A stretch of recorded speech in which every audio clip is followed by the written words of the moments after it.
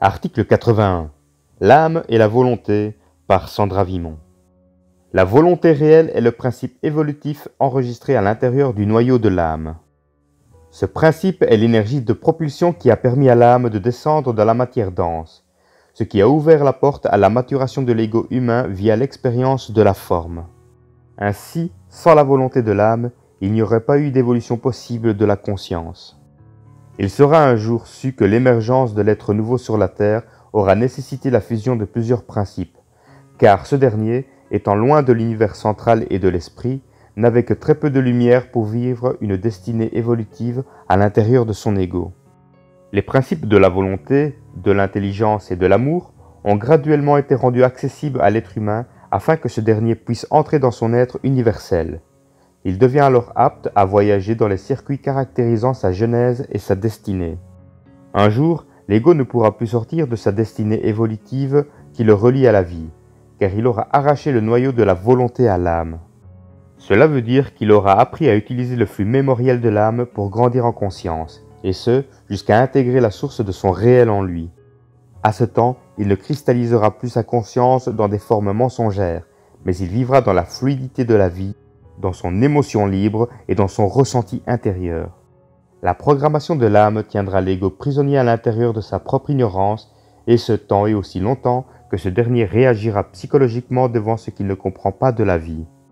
L'être humain doit apprendre à utiliser les émanations mémorielles de l'âme pour enfin les dépasser et entrer dans le réel de sa personne, plutôt que de rester dans le statu quo de sa vie psychologique et involutive.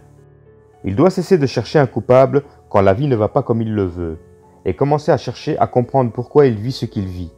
Il doit commencer à parler à son esprit. S'il n'est pas capable de contenir l'énergie de la réalité moroncielle de son esprit, l'ego n'a pas d'autre choix que de subir psychologiquement l'énergie des formes de l'âme et de se plier à une volonté qu'il ne détient pas. C'est ici que la vie involutive garde son statu quo et que la conscience de l'ego est maintenue en quarantaine. Dans ce contexte, la programmation de l'âme est manifestement plus grande que le réel caractérisant cet individu. Enfin, il est clair que l'ego doit se rendre à un point critique d'écœurement et de souffrance avant de parvenir à utiliser les événements à son avantage, c'est-à-dire de les traverser en cessant de nourrir les entités qui tentent de profiter de son incapacité à se savoir. Ce point charnière est important, car c'est à ce moment que l'ego apprend à regarder au-delà de la valeur polarisée qu'il attribuait aux formes, pour apprendre à avoir un regard plus intelligent ou plus équilibré sur la vie. Un regard qui n'est plus assombri par les forces ou entités descendantes, mais un regard sciant de son rapport avec la vie. La colère de l'ego envers toute force involutive qui tente de le ramener à une vie de marionnette, loin de la clarté de l'esprit, lui permet de garder mainmise sur sa propre conscience. La volonté que l'ego arrachera de plus en plus à l'âme lui permettra de ne plus vivre une vie psychologiquement instable. Il aura l'énergie nécessaire pour se propulser toujours plus loin à l'intérieur de sa centricité de vie. Plus rien ne pourra le sortir du réel de sa conscience. Il sera donc apte à dénoncer tout ce qui tente de le diviser dans son psychisme, c'est-à-dire tout ce qui tente d'interférer avec son unité de vie multidimensionnelle. En somme, une volonté parfaitement intégrée permettra à l'ego de dénoncer tous les interférents agissant sur et envers sa conscience. Il pourra alors dire qu'il aura conquis sa vie et les lois de la vie.